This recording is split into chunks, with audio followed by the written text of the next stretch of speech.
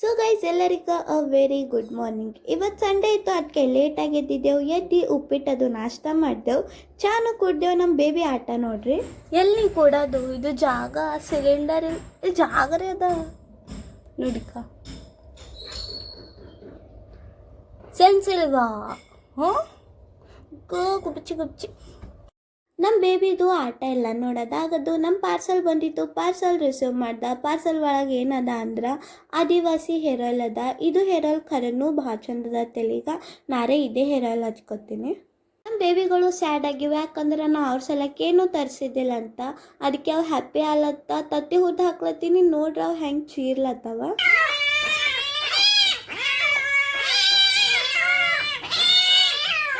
ಬೇಬಿಗಳಿಗೆ ಊಟ ಎಲ್ಲ ಹಾಕೋದು ಮನ್ಸು ಬರಲಾಗಿತ್ತು, ಅದಕ್ಕೆ ನಾನು ನಂದು ಡ್ರಾಯಿಂಗ್ ಕಂಪ್ಲೀಟ್ ಮಾಡ್ತಿದ್ದೆ. ಇದು ನೋಡ್ರಿ ನಂದು ಮಂಡಲ ಆರ್ಟ್ ಹೆಂಗದ ಅಂತ ಕಮೆಂಟ್ ಮಾಡಿರಿ.